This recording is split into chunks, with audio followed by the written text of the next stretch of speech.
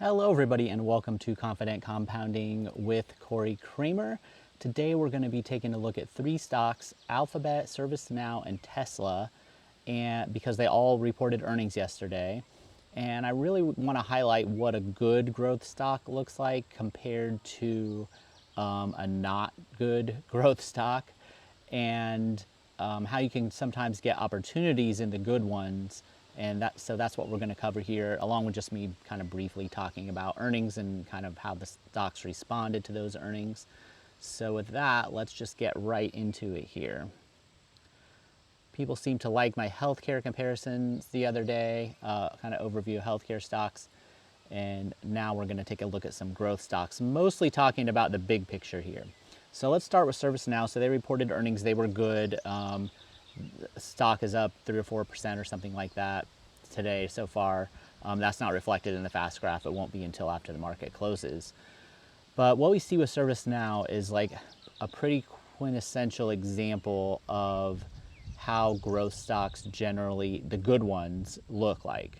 So if you look on the fast graph, you can see they went public in 2012. It took them 1, 2, 3 years before they started making any adjusted money on adjusted basis. And then it took them another, let's say, what did I say, 3 years until then. And then it took another 3 years basically until they started earning money on a GAAP basis, okay?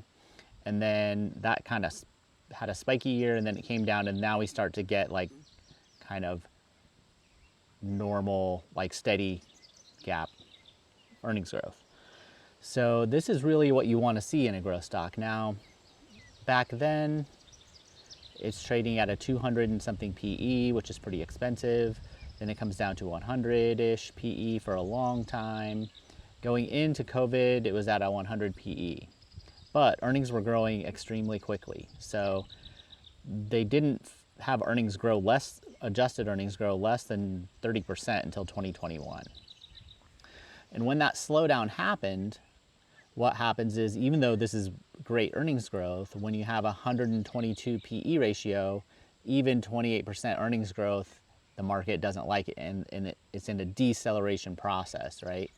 So this stock sold off about 50%, even though earnings were growing at 28% both of those years, all right? So this is when I bought the stock in the Cyclical Investors Club. I think it was November, it was right around here, November 2022, right? And that's because I was watching the valuation. It didn't seem like a super cyclical business, and the valuation had fallen enough or condensed enough or gotten good enough, depending on how you look at it, that it looked like a pretty decent long-term buy as a growth stock. Let's see here. So it's grown, I think in my chart, it's grown about 150% since we bought it. So really good returns, not including today's returns. And it's pretty much a buy and long-term hold at this point. I don't really even check on it too much. Now you can have volatility. Look, I mean, it sold off back down to that 50 PE ratio. Looks like maybe, well, let's see here. So about 40% it looks like back in April on those scares. So it was getting pretty close to being a buy again. Didn't quite get low enough for me there. Now, as a business gets super huge at 200 billion, I usually dial back my earnings growth expectations. I think I'm using 15% now for these guys instead of 20. So we can, even though they're hitting 20, I try to be conservative because I'm taking that out 10 years usually when I'm doing that analysis. But this is the type of growth stock you want to buy at a decent valuation, right? A 50 PE is expensive. A value investor is going to say that's expensive, but they're not taking into account the earnings growth. Now, that was at the point we bought it here, it was trading at the same price basically that it was going into the pandemic 3 years earlier, but earnings had doubled during that time. So by waiting, now if you're trading, you can try to trade these ups and downs, but this is a long-term investment, right? So instead of paying a 100 PE, we were able to pay a 50 PE and we have 3 years of proof of earnings growth during that time. And those are the type of areas. Now, people that bought all along the way are still doing fine in this stock, but nobody really that has bought since the 2020 sell-off, other than the people that bought around the time we were, has gotten as good of returns as we have. That's the benefit of being selective and waiting for the price that you want in a growth stock, even though it's not like a 15 PE or something like that. You have to pay up, but the idea is the earnings growth comes. So even after, now we have earnings coming in here, but even after 150% rise, it's at about the same PE that it was when we bought it, right? Now, eventually this PE will compress over time as earnings growth slows into the teens, in theory. So eventually you won't want to be paying a 50 PE. It will slowly get down low. That price you're willing to pay will slowly get lower over time in most cases. So this is a good one. This is what a good growth stock looks like. So another good growth stock is Alphabet. Let's just,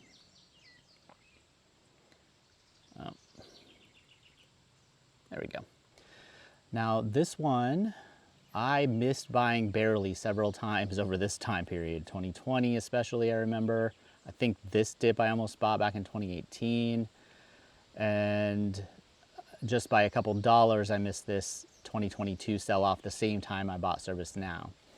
But with Alphabet, which is a much larger company, so in theory probably has less long-term growth. It's just hard when you get it to become a giant company. Apple's a good example of that, to keep growing. They haven't really grown very much at all, other than the COVID boom. So lately, like the past 10 years or something like that. So Alphabet was profitable right away. Earnings growth was a little bit smaller, but definitely you could count on mid-teens earnings growth and very steady earnings growth during this entire period for the past 20 years, basically. But the interesting thing that happened was we had this COVID bump here with 91% growth, and the stock rocketed up higher. Now, I wrote a bunch of articles around this time warning that it was could fall a lot, and it did fall a lot, but it didn't fall. I thought it would fall a little bit farther, but they cut costs quite rapidly, and then we had the AI boom kind of take off. So it recovered faster than I thought it was, and I didn't get a chance to buy it there. But I did finally get a chance to buy it here at like I think it was almost a 15 PE when we bought it, and I made a video about this on the channel. So if you're just a normal YouTube follower, you could have got the buy video for Alphabet, and it's up significantly, maybe up 30% by now. Yeah, so in just a couple months. So it had a year where earnings declined, but they predictably would decline because it was obvious this was a COVID and stimulus boom that we had in 2021, and that would revert at the very least back to the mean. I thought it would revert even farther. But earnings never fell below the long-term trend line. Actually, it accelerated after that year. So, you know, again, a good example of a great long-term growth business that you can get opportunities to buy it. This was a pretty good opportunity, even though I barely missed it. And, you know, a 15 PE, I mean, it's trading at the PE of less than probably Coca-Cola. So, and let's just look actually. So right now, Coca-Cola is trading at a 23 PE. It's literally trading more than Alphabet with no earnings growth above inflation, essentially, for the past like 20 years. So there are people willing to pay that much. Now, Google, Alphabet could be cyclical. They could get disrupted or whatever, but you can say that about most businesses. And you have to, that's just a risk that you have to assess. But when you're paying a relatively low PE ratio, you're taking a lot of that risk. You're reducing it. But the main thing we've looked at two good growth companies. Now let's look at Tesla, which is basically the opposite of that. One, its car business is cyclical, okay? I made a video back in 2021. Yeah, so I talked about this back in 2021. I had about 3 months where I had this channel open. It was called the Cyclical Investors Club back then. And I have this video on the channel if you go look for it. And I forget which company I suggested instead of Tesla. It might have been Meta. Maybe Meta was instead of Apple. I forget exactly. But yeah, so I mean, amazingly, the stock is it's down a little bit today.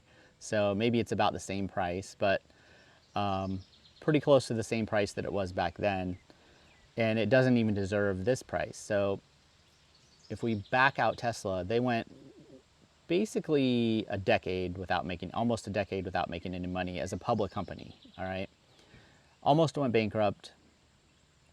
And then COVID happened and people got money, and people decided they wanted electric vehicles, and then it kind of really, earnings really took off like a lot of other car companies. But again, this was very predictable. I think when I warned, we still had another year of earnings growth. I warned of it as an earnings company. And then I think I also warned it at this bottom. So it's way up since then. But it won't, unless they come up with some other kind of business that actually makes money. I warned about this earnings decline, and it's happening, and it's going to be even worse. It could go completely negative. They could start losing money here before too long, I think. Because that's what most car companies do, right? So there's a lot of meme stocks and stuff. This is basically one of them now, I think. Maybe not completely meme based, but because they do have products, and they do have innovations, and they do have things they're working on. But when you combine that with Musk's ridiculous pay package, where basically he wants to be paid more money than Tesla's ever made in its history, so that I find that completely ridiculous. But some investors, you know, they disagree, so they're willing to pay that much. But to me, this stock could fall. Let's see, they had the stock split. It was down here. I mean, I think under $100 per share for sure. Probably closer to like 50, and then maybe it gets interesting. I don't know. It depends on what the business does. But people that are paying 164 PE for the stock, and maybe PE isn't the best way to look at it because it is cyclical. So eventually it will probably come back. Maybe if interest rates get lowered or something like that. But with tax credits going away, competition from China and other parts of the world, so they're not very competitive, I don't think, with BYD car-wise. They're going to have to come up with some other innovation that people, you know, whether it's robots or AI, or I don't think robo-taxis are going to do it again. I would take Google every day with Waymo over betting on Tesla. Google has tons of money. They could complete, and better researchers and everything. So this is the type of growth stock that you want to avoid, mainly because it's not a growth company. This was a boom followed by a bust, where there was no real trend before that, like you saw with Alphabet, where they had been earning money the whole time and growing earnings. These guys only made money because of stimulus money from the pandemic and government credits. That's it. That's the only reason why. So they'll probably go back to losing money, I would imagine, unless maybe if interest rates come way down and the economy's still okay, you could see it. But the car business, and then they were building factories all over the place, which everybody thought was great. And I was like, that's not great. That's overhead costs that you're going to have to pay when there's a downturn, which is exactly what's happening. So all these gigafactories and stuff are more liabilities now when people aren't buying the cars. So this is what a bad growth company. I think the main mistake, one, back here it was priced, it couldn't even, at 400 PE, it didn't even make sense as a growth company, like if it wasn't cyclical. And then once you realize that it was, then, you know, there's nothing left here. So that's kind of what we're left with. All right. Thanks for watching. If you guys found this useful, hit the like and subscribe button. I have weekly picks over on Patreon. So check out that link down in the description. I also have a free tier on Patreon where I post all these videos, plus extra videos. And if you have a request, I don't have a chalkboard behind me right now, but I will put it on my chalkboard back in the studio, and I'll eventually make a video for you.